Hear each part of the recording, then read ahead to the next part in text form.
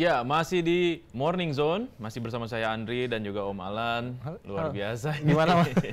Bahasan kita masih lanjut nih. Masih lanjut ya? Soal masih hashtag panjang ya. Hashtag Indonesia Gelap. Ini Betul. terkait juga soal anggaran, efisiensi anggaran yang ternyata tidak koheren katanya. Banyak netizen, banyak pengamat juga yang bilang kalau soal efisiensi anggaran ini tidak koheren dengan kabinet yang gemuk gitu. Nah, Pak Prabowo kemarin juga sempat ngomong tuh ya, nggak peduli. Pokoknya intinya nggak peduli dengan bentuk kabinet yang gemuk, yang penting hasilnya. Nah, setidaknya Pak Prabowo juga mengakui bahwa banyak kritikan yang masuk ke dia tentang kabinet yang gemuk ya, Mas ya. Iya, betul. Dan ini kemudian para adik-adik mahasiswa kemudian menyampaikan rasa kemarahannya, kegelisahannya lewat hashtag Indonesia Gelap. Nah, dan ini juga menjadi eskalasi yang cukup meningkat dari Indonesia Darurat ya, waktu yang sempat ramai waktu itu. Ketika betul. waktu itu dengan background warna biru, sekarang background warna hitam dengan hashtag Indonesia Gelap. Dan ini harus diantisipasi sih. Ya, gitu. Dan bagaimana kemudian sebenarnya komposisi anggaran, terus kemudian dengan kabinet yang besar tadi bisa membuat Indonesia lebih maju. Nah, ini udah ada di Zoom sekarang dengan ekonom Universitas Muhammadiyah Bengkulu, Mas Surya Vandiantara. Aduh. Iya. Halo Mas, selamat pagi Mas. Wah, luar biasa ini. Selamat pagi. Studionya keren Mas Andri, banget. Mas Alan. Ya, terima kasih. Mas, kira-kira menurut Mas gimana sih sebenarnya soal ini efisiensi anggaran? Katanya banyak juga yang akhirnya tidak menyasar pada kepentingan masyarakat, pada kesejahteraan masyarakat. Terutama juga yang ujung-ujungnya pada akhirnya malah membuat masyarakat susah. Contohnya kemarin sempat ada kebijakan tentang gas 3 kg gitu kan, walaupun ditarik lagi. Terus kemudian juga soal pemecatan atau pemulangan perumahan gitu ya, merumahkan gitu ya kan, pegawai-pegawai honorer gitu, meskipun kemudian ditarik lagi. Nah, itu gimana tuh Mas, kira-kira menurut Mas? Iya, jadi yang pertama itu kita mesti bedain dulu antara pemangkasan atau penghematan biasa dengan efisiensi. Mungkin itu dulu yang perlu kita samakan persepsi. Jadi yang ngebedain gini loh Mas. Kalau efisiensi itu, misalnya kita nih ada kendaraan bermotor, itu biasanya kalau 1 liter itu bisa untuk jalan 1 kilometer. Nah, kalau setelah mengalami efisiensi, itu cukup setengah liter bisa jalan 1 kilometer. Nah, jadi kalau efisiensi itu erat kaitannya dengan menjaga performa, begitu. Itu dulu. Nah, berbeda dengan tadi penghematan atau pemangkasan biasa. Nah, bagaimana kalau seandainya tadi kalau setengah liter bisa jadi jalan 1 kilometer? Nah, kalau seandainya 1 liter, tentu jalannya bisa jadi 2 kilometer. Nah, kira-kira gitu. Jadi efisiensi itu tujuannya itu agar pengelolaan anggaran itu jauh lebih maksimal. Nah, kira-kira kayak gitu. Jadi bahan bakar tadi, bensinnya itu tadi, itulah anggaran kalau dalam struktur APBN kita, anggaran pendapatan dan belanjanya nanti dari program-program yang lebih produktif. Nah, itu kira-kira definisi dari efisiensi. Nah, ini apa yang dilakukan oleh Presiden Prabowo menurut saya merupakan inovasi dalam pengelolaan anggaran. Kita jarang melihat presiden di yang 100 hari pertama gebrakannya adalah melakukan efisiensi. Tandanya apa? Presiden Prabowo menilai selama ini pengelolaan anggaran di negara kita kurang efisien. Nah, jadi Prabowo ingin anggaran negara kita lebih efisien. Nah, tentunya tadi harapannya performanya bisa meningkat gitu. Baik kalau kita ukur dalam perspektif ekonomi, tentu pertumbuhan ekonominya bisa jadi lebih meningkat gitu. Dengan anggaran yang sama, misalnya APBN pendapatan kita misalnya 2.000 triliun gitu ya, atau 2.500 triliun. Kalau sebelumnya pertumbuhan ekonominya sekitar 5%, harapannya di era Prabowo ketika menggunakan anggaran yang sama di 2.500 triliun juga, pertumbuhan ekonominya bisa mencapai 7 atau 8%. Nah, kira-kira seperti itu. Tujuan utama. Jadi tujuan dari efisiensi itu adalah meningkatkan performa. Gitu. Tapi yang terjadi saat ini menurut Mas seperti apa? Apakah sudah sesuai dengan tracknya atau memang ini jadi berbelit karena banyak kepentingan, Mas? Nah, lantas kemudian kan dalam prakteknya ini kan banyak masukan, kritik atau penolakan ya dari masyarakat. Nah, ini yang perlu disampaikan lagi ke masyarakat. Misalnya begini, kayak tadi disampaikan, ada kemudian demonstrasi mahasiswa gitu ya, hari ini, terus juga ada PHK gitu kan, terus juga ada kekhawatiran, sementara ini kita mau efisiensi, tapi kok kabinetnya gemuk, terus ada juga diangkat staf khusus baru begitu, terakhir kemarin Deddy Kobuzer gitu kan ya. Iya. Nah, ini tadi berbicara performa, efisiensi tidak seharusnya gitu kan menurunkan performa, karena tujuan dari efisiensi tadi adalah meningkatkan performa. Jadi nggak masuk akal kalau seandainya kita melakukan efisiensi tapi kemudian diikuti oleh PHK. Nah, jadi manusianya, pekerjanya adalah motornya tadi, mesinnya tadi yang mampu menjalankan efisiensi ini. Bagaimana mungkin kita bisa menciptakan efisiensi dengan target atau hasil yang lebih maksimal, sementara manusia orangnya yang akan bekerja justru dikurangi. Nah, jadi efisiensi itu landasan awalnya sangat tidak memungkinkan jika seandainya adanya PHK. Kira-kira seperti itu, Mas. Jadi mestinya efisiensi yang Mas maksud adalah mengurangi biaya-biaya yang tidak perlu gitu ya, Mas ya? Bukan Iya, orangnya. betul. Menghemat Bukan sesuatu yang memang bisa dihemat untuk meningkatkan performa gitu ya. Iya, yang penting performanya gitu. Kan kalau kita cuman bicara sekedar hemat, kalau kita cuman bicara sekedar pemangkasan anggaran gitu kan, itu kan bisa terjadi kapan saja dan tidak mementingkan performa.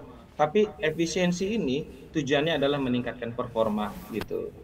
Dan itu yang memang harus benar-benar dipegang teguh ya, bahwa efisiensi ini dilakukan untuk meningkatkan performa. Kalau menurut Mas sendiri nih sebagai ekonom ya, mungkin nggak ya kira-kira Indonesia bisa mencapai pertumbuhan 8%? Iya, memungkinkan. Jadi gini, kuncinya kan ada, biasanya temannya efisiensi itu ada efektivitas gitu. Ya. Jadi kita harus efisien dalam pengelolaan anggaran dan efektif dalam pelaksanaan program. Nah, kan kira kayak gitu. Nah, kalau kita lihat di awal-awal pemerintahan Prabowo, batu fondasinya udah ada nih. Jadi fondasinya yang pertama efisien dalam pengelolaan anggaran, dipangkas itu kan, yang nggak jelas, yang kira-kira justru malah tidak memberikan dampak secara maksimal terhadap pertumbuhan ekonomi, misalnya perjalanan dinas gitu kan, terus upacara-upacara seremonial yang kemudian dianggap tidak memberikan dampak ya terhadap peningkatan performa, itu dipangkas. Nah, di sisi lain, Presiden Prabowo juga memiliki program yang menurut saya bisa meningkatkan pertumbuhan ekonomi. Yang pertama misalnya makan bergizi gratis gitu kan. Makan bergizi gratis ini dampaknya bukan cuma ke anak-anak yang menerima yang mendapatkan makan siang gitu kan. Tapi dampaknya lebih luas lagi. Yang pertama itu ke petani. Jadi petani itu tidak perlu khawatir misalnya harga berasnya tidak terkontrol gitu kan, karena nanti akan ada negara yang akan membeli beras dari petani. Nah, itu petani. Lalu yang kedua itu kan ada penyelenggara, ada vendor-vendor gitu kan. Ini membuka lapangan pekerjaan baru nih buat masyarakat. Jadi kan kalau tadi sebelumnya petani udah nanam padi, udah dipanen, nah nanti ada yang masak. Nah, vendor-vendor ini yang masak, yang kemudian menyediakan ke anak-anak dan orang-orang yang membutuhkan makan bergizi gratis. Jadi satu, lapangan pekerjaannya tercipta gitu kan. Lalu yang kedua, pertumbuhan ekonominya bisa semakin terdorong dengan peningkatan pendapatan atau peningkatan produktivitas dari para petani itu tadi atau peternak kayak gitu. Kira-kira kayak gitu. Berarti sekarang udah banyak ini ya perubahan ya Mas ya. Tadinya IO, sekarang kita bisnis catering kayaknya. Ya kan nggak boleh seminar, nggak boleh bikin acara. IO kan, udah stop ya kita gitu ya. Kita bisnis catering aja sekarang, bantu MBG gitu ya.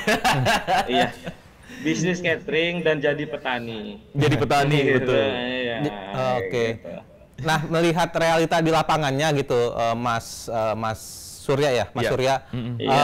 Apakah memang apa yang dilakukan Pak Presiden Prabowo ini adalah bisa disebut sebagai efisiensi atau cuman pengalihan keuangan Indonesia ke program yang lain gitu. Jadi efisiensi ini hanya bungkusnya saja gitu. Sebenarnya adalah pengalihan dana dari program satu ke program makan program bergizi yang lebih gratis populis gitu loh Mas. Termasuk juga cek kesehatan gratis kemarin itu kan juga ramai. Iya, jadi tadi kan kalau analoginya kendaraan bermotor tadi kan, kalau seandainya yang sebelum efisiensi 1 liter itu untuk 1 kilometer, nah ini setengah liter bisa untuk 1 kilometer. Nah, bagaimana kalau 1 liter setelah efisiensi? Tentunya harapannya bisa mencapai 2 kilometer. Karena setengah liternya aja bisa sampai 1 kilometer sama seperti sebelum efisiensi. Nah, efisiensi itu bukan berarti belanja negara kita berkurang.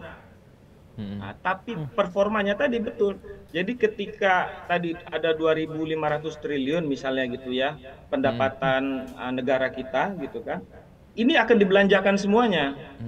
Tinggal peruntukannya untuk hal-hal yang kemudian mampu meningkatkan performa tadi, pertumbuhan bisa memicu pertumbuhan ekonomi. Nah, kayak gitu. Memang dialihkan begitu. Itu namanya efisiensi tadi. Kalau sebelumnya 1 liter cuman setengah, kalau cuma 1 liter cuma 1 kilometer, nih 1 liter bisa 2 kilometer. Nah ini tetap dengan 2.500 triliun, pertumbuhan ekonomi sebelumnya sebelum efisiensi cuma 5%, harapannya setelah efisiensi gitu kan, pertumbuhan ekonominya bisa mencapai 7 atau 8%. Nah, kira-kira kayak gitu kan. Memang begitu. Jadi tadi acara seremonial, terus juga perjalanan dinas diganti gitu kan, diganti dengan kegiatan yang lebih dianggap mampu memicu atau meningkatkan pertumbuhan ekonomi tadi, makan bergizi gratis gitu kan, terus juga nanti pupuk gitu, terus juga ada swasembada pangan gitu kan. Nah itu yang kemudian program-program yang sesungguhnya yang sebenarnya menurut saya efektif dan mampu memicu pertumbuhan perekonomian. Gitu. Asal dikelola dengan baik pastinya ya Mas ya. Kalau soal dampak gimana Mas? Maksudnya dampak terburuk dari efisiensi itu, karena kan bagaimanapun juga kan pengurangannya kan bukan cuma 1.000-2.000 kan, triliunan juga gitu. Dan triliunan itu kalau diputarkan dibuat suatu acara mungkin banyak elemen orang yang terlibat, perekonomian berjalan gitu. Nah ini efek buruknya seperti apa ketika puluhan triliun dipangkas gitu? Nah tentu ada tantangan ya mungkin bagi Presiden Prabowo ketika melakukan efisiensi. Sebenarnya bukan cuma dalam pengelolaan anggaran. Kekhawatirannya ketika efisiensi itu dilakukan, maka kemudian yang dikhawatirkan dana efisiensi ini menjadi ladang korupsi baru. Begitu kan. Jadi yang sebelumnya misalnya ada Kementerian A dan Kementerian B lalu diperuntukkan untuk Kementerian C yang baru atau lembaga C yang baru, kekhawatiran lembaga C yang baru ini memonopoli dana yang sudah efisien itu tadi loh, yang sudah dianggarkan untuk program yang baru. Itu kekhawatiran, tantangannya jangan sampai udah capek-capek nih Menteri Keuangan mengoreksi gitu kan, ini yang nggak penting, ini yang penting gitu, lalu ketika sudah ada dananya itu malah dikorupsi. Nah itu kemudian menjadi tantangannya. Nah efisiensi akan menjadi sangat buruk dampaknya apabila program yang dijalankan justru tidak mampu meningkatkan produktivitas. Nah coba bayangin tuh, udahlah kita dipotong gitu kan, harapannya bisa memicu pertumbuhan, tapi ternyata pertumbuhannya tidak tercapai. Jadi dua sisi bisa mengalami kerugian begitu. Itu tantangannya gitu, tentunya dalam pelaksanaan efisiensi. Nah, pelaksanaan efisiensi ini sendiri bisa kita prediksi apakah itu berhasil atau tidak itu dalam kurun waktu atau berapa periode biasanya, Mas? Nah, tentu kita harus melihat perjalanan programnya, misalnya kayak program makan bergizi gratis gitu ya, atau swasembada pangan. Sebenarnya enak kok Mas itu ngukurnya. Bisa kita lihat dari pertumbuhan ekonomi kita bisa lihat dari PDB kita. Nanti kita lihat itu kan kalau di BPS itu kan laporannya per triwulan gitu kan. Kalau hari ini 5%, kira-kira setelah 3 bulan berjalan bertambah nggak, misalnya jadi 5,5%. Lalu setelah berjalan 100% nanti gitu kan, kira-kira bertumbuh nggak sampai 7 atau 8%. Kan itu alat ukurnya udah pasti gitu ya, kayak gitu maksudnya. Jadi bisa diukur. Dan kalau misalnya tadi ya worst case skenario-nya adalah dia gagal gitu ya melakukan efisiensi yang ternyata tidak produktif, kira-kira ada solusi lain nggak sih Mas? Nah, Atau ini ada jalan keluar lain nggak gitu? ini berat jalan keluarnya tadi kalau seandainya ya memang efisiensi ini pekerjaan besar gitu ya. Iya. Kita merubah budaya yang tadinya seremonial, perjalanan dinas, ini kemudian berubah jadi tadi apa bisnis catering dan kemudian jadi petani begitu kan. Ini kan Iya. merubah budaya.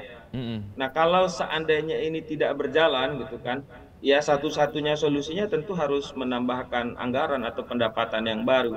Kayak gitu. Untuk menutup menambal tadi yang ternyata program efisiensinya jika seandainya gagal begitu. Tapi Indonesia ini punya cadangan anggaran, Mas, menurut Mas? Atau gimana kira-kira langkah Kalau cadangan strategisnya? Kalau cadangan anggaran sih kita kan masih defisit ya Mas ya. Iya, itu dia makanya. APBN kita. Jadi APBN kita itu defisit, maksudnya defisit itu kan APBN, anggaran pendapatan dan belanja. Iya. Pendapatan ini uang masuk, belanja itu uang keluar. Jadi kita ini lebih gede uang keluarnya dibandingkan uang masuknya. Jadi pendapatan kita itu lebih kecil dibandingkan belanja negara kita gitu kan. Nah ya tentu solusinya ya lagi-lagi harus pinjaman ya ke atau investasi dari mungkin negara lain gitu kira-kira Mas. Gitu. Berarti ini memang sistem pola ekonominya sedang dibentuk juga sekarang Mas ya, termasuk juga dengan beberapa badan baru yang mau dibikin juga ya. Jadi cukup fundamental ya perubahan sistem kebijakan perekonomian Indonesia yang diterapkan oleh Presiden Prabowo ini sangat fundamental gitu. Dan perubahannya cukup drastis menurut saya kayak gitu. Wajar saja jika dalam kebijakan yang seperti ini banyak kemudian masyarakat yang khawatir atau kecewa. Kayak dulu itu kan saya pernah lihat di Reels itu ada orang Papua gitu bilang, Pak Prabowo kita ini nggak butuh makan gitu, karena kita gampang cari makanan di alam Papua gitu. Nah yang tidak disadari oleh masyarakat, justru negara hadir untuk membeli hasil produksi alam di situ, begitu kan. Nah lalu kemudian nanti dikelola oleh negara yang akan dikembalikan lagi juga ke masyarakat. Jadi masyarakat nanti uangnya dapat dari jual ke negara, hasilnya pun makanan olahannya pun bisa mereka konsumsi. Nah kira-kira kayak gitu, ini yang perlu dijelaskan ke adik-adik mahasiswa yang lagi demo. Kira-kira gitu. Nah kalau dilihat berarti memang ya efisiensi anggaran ini memang proyek yang cukup beresiko ya. Nah Mas, kita lihat juga ke luar negeri gitu. Kalau kita bandingkan dengan gaya yang dipakai oleh Kementerian Presiden Prabowo ini sekarang sama juga dengan apa yang terjadi di Argentina, sama juga dengan yang terjadi di Vietnam gitu. Kalau kita mau bandingkan dengan negara-negara lain di luar sana yang juga melakukan efisiensi, kira-kira seperti apa, Mas? Nah, ini kalau kita bandingkan sama Argentina. Jadi Argentina itu kan tadi ada anggaran pendapatan dan belanja. Argentina itu kenapa APBN-nya bisa surplus? Yang mereka lakukan adalah uang keluarnya yang dikurangin. Pendapatannya sih nggak jauh-jauh berbeda. Istilah kalau mungkin di negara kita tetap 2.500 triliun, tapi belanjanya yang dikurangin. Ya tentu kan akhirnya uang masuk sama uang keluar banyakkan uang masuknya daripada uang keluar. Jadi antara pendapatan sama belanja lebih banyak pendapatannya dibandingkan belanja dengan cara menurunkan belanjanya. Nah itu kan sebenarnya shortcut ya menurut saya apa yang dilakukan oleh Argentina gitu kan.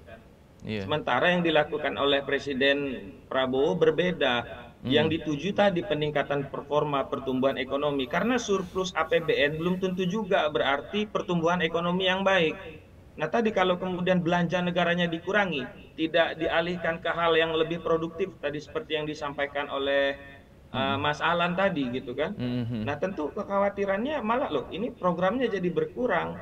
Kekhawatirannya bagaimana mungkin kita bisa meningkatkan produktivitas dengan program-program yang dikurangi kayak gitu. Kira-kira kayak gitu. Oke, Mas. Terakhir deh dari saya nih.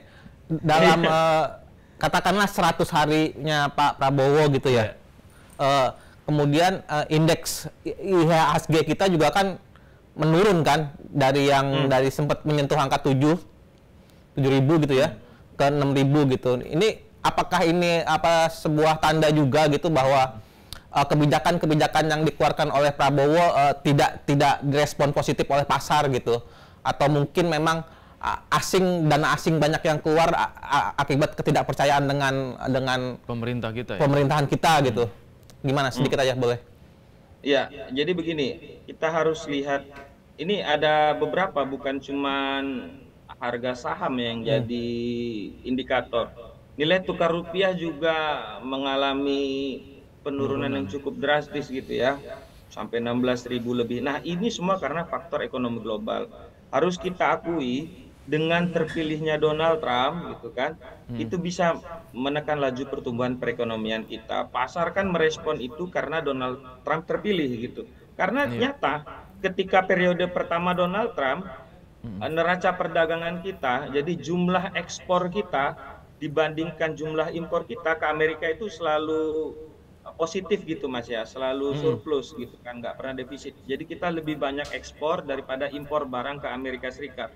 Tapi kalau dibandingkan di era Trump dan di era Joe Biden kemarin, jauh sekali. Jumlah ekspor kita ke Amerika itu jauh lebih sedikit dibandingkan ketika era Joe Biden gitu kan. Nah, maka kemudian ada tentunya sentimen pasar, ada kekhawatiran pasar, wah jangan-jangan ekspor kita akan berkurang lagi nih di era Trump yang kedua gitu kan. Makanya respon pasarnya akhirnya seperti itu. Wajar saja kalau seandainya harga saham gitu kan akhirnya tertekan, terus juga nilai tukar rupiah juga tertekan. Nah, itu wajar karena melihat dari kondisi historisnya memang seperti itu. Nah, tinggal tadi tugas Presiden Prabowo. Kalau seandainya kebijakan ekonomi berhasil, efektif, mampu memicu pertumbuhan ekonomi gitu kan, masyarakat Indonesia bisa swasembada pangan, bisa berdikari gitu kan. Nah, maka kemudian kita baru bisa melakukan ekspansi, bisa melakukan ekspor yang kemudian juga mampu meningkatkan nilai tukar rupiah ataupun harga saham gitu. Oke, mantap. Terima kasih insight-nya, Mas Surya. Mas Surya. Wah, mantap banget ini. Kita Tapi akhirnya jadi ngebingungin sedikit nggak terbuka tadi ya. yang saya sampaikan? Kenapa, Mas? Ngebingungin nggak nanti? Enggak, kita paham. Ya, ini pembeda antara pemotongan anggaran dengan efisiensi itu berbeda gitu kan. Efisiensi itu memang harusnya lebih bisa membuat mesin itu bekerja lebih efektif kan gitu ya Mas ya? Iya, performanya lebih maksimal. Performanya lebih maksimal, betul. Dan harapannya memang program-program yang dilakukan oleh pemerintah ini bisa berjalan dengan baik ya. Karena kalau tidak bingung juga nih kita nih jalan keluarnya. Tadi Mas sampaikan kita nggak punya cadangan anggaran ini karena kita selalu defisit. Nah itu jadi PR ya Mas ya, yang harus benar-benar bisa diselesaikan oleh pemerintah nih. Dan memang benar-benar harus bisa berjalan dengan baik. Mas Surya, terima kasih atas waktunya. Sehat-sehat selalu. Sama-sama. Nanti kita bersua lagi Mas, nggak apa-apa Mas ya. Sampai jumpa Kita ngobrol-ngobrol lagi. Sampai jumpa di kesempatan berikutnya mungkin ya. Iya, makasih Mas. Terima kasih. Iya. Wah, luar biasa kan. Jadi begitu Mas Andi ya, bahwa efisiensi juga harus didukung dengan performa gitu. Nah, iya. Bukan justru untuk melemahkan performa dari kinerja dari kementerian itu kan. Iya, betul. Itu dia tuh catatannya bahwa emang efisiensi itu harus pada pos-pos yang tepat. Pos-pos yang tepat. Dan jangan sampai juga akhirnya malah membuat masyarakat yang kelimpungan gitu akibat dari efisiensi itu. Jadi benar-benar harus dipikirkan, benar-benar harus dilakukan dengan cara yang strategis gitu. Jadi karena apa? Karena tadi itu disampaikan sama Mas Surya juga kan, ya resikonya besar. Kita nggak punya anggaran cadangan nih kalau misalnya emang gagal. Pak Prabowo juga harus memastikan kepada kementerian-kementerian di bawahnya gitu, agar bahwa efisiensi ini tidak harus mengurangi performa dari kementerian-kementerian tersebut tadi gitu. Pelayanan pada masyarakat pelayanan itu terhadap masyarakat segala macam. Termasuk juga akhirnya kan tafsir efisiensi itu tidak ada PHK kan, tidak ada PHK honorer begitu. Ya mudah-mudahan kita sambut karena emang tadi kalau tidak bisa diantisipasi dengan cepat dan kemudian tidak sesuai target bisa bahaya juga kan. Iya, dan memang harus dijaga dan dikontrol dengan baik, menghindari korupsi juga tadi kan disampaikan. Jangan sampai juga ada tikus-tikus yang menggerogoti anggaran, karena memang anggaran kita sudah dipres, sudah ditekan gitu kan, dan harapannya nanti ya dialihkan untuk yang lebih mengangkat pertumbuhan ekonomi Indonesia. Ya, termasuk juga berharap bahwa nanti ke depannya akan ada investasi-investasi masuk ke Indonesia supaya bisa menutup nih defisit anggaran yang terjadi. Gitu. Mantap. Conclusion-nya. Oke, terima kasih. Agak berat ya pagi ini. Saya jadi host biasanya ceria, jadi kayak mikirnya panjang ini. Gitu. Tapi nggak apa-apa. Ini demi insight atau masukan yang berbeda dengan perspektif yang berbeda. Betul. Oke, terima kasih Oke Zoners. Kita ketemu lagi besok di Morning Zone, tetap di jam 8 sampai jam 9. Sampai jumpa. Assalamualaikum warahmatullahi wabarakatuh.